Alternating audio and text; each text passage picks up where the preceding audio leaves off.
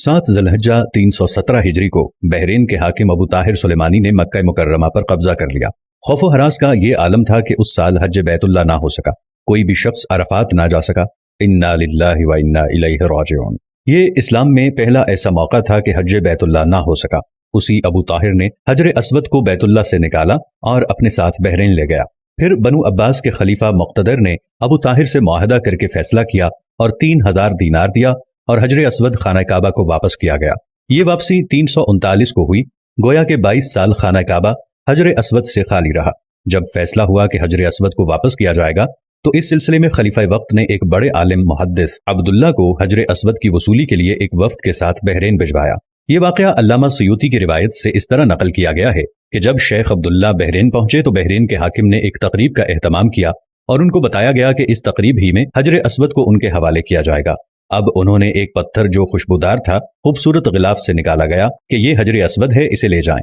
محدث عبداللہ نے فرمایا کہ نہیں، بلکہ حجر اسود میں 2 نشانیاں ہیں، اگر اس میں یہ نشانیاں پائی جائیں تو یہ حجر اسود ہوگا، ورنہ یہ حجر اسود نہیں ہے۔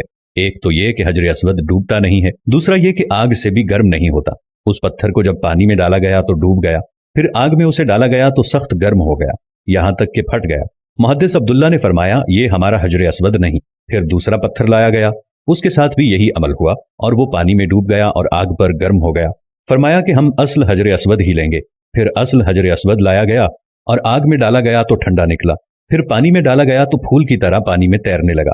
تو محدث عبداللہ نے فرمایا یہی ہمارا حجر اسود ہے اور یہی خانہ کعبہ کی زینت ہے اور یہی جنت والا پتھر ہے۔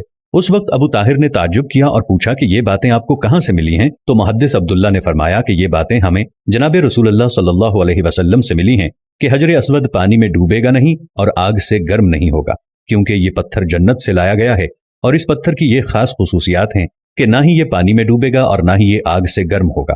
ابو طاہر نے کہا کہ یہ دین روایات سے بڑا مضبوط ہے۔ جب حجر اسود مسلمانوں کو مل گیا تو اسے ایک کمزور اونٹنی کے اوپر لادا گیا، جس نے تیز رفتاری کے ساتھ اسے خانہ کعبہ پہنچایا۔ اس اونٹنی میں زبردست قوت آ گئی کیونکہ حجر اسود اپنے مرکز بیت اللہ کی طرف جا رہا تھا، لیکن جب اسے خانہ کعبہ سے نکالا گیا تھا اور اسے بحرین کی طرف لے جا رہے تھے تو جس اونٹ پر لادا جاتا تھا وہ مر جاتا، حتیٰ کہ بحرین پہنچنے تک 40 اونٹ اس کے نیچے مر گئے اور ایک کمزور سی اونٹنی نے بحرین سے واپس بیت اللہ کی طرف وہ سفر بہت آسانی سے طے کر لیا۔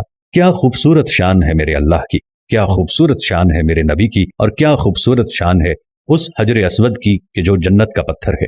اللہ تعالی ہم سب کو، آپ دیکھنے والوں کو، تمام کو حجر اسود کی زیارت نصیب فرمائے، ہم سب کو خانہ کعبہ کی زیارت نصیب فرمائے، آمین ثم آمین۔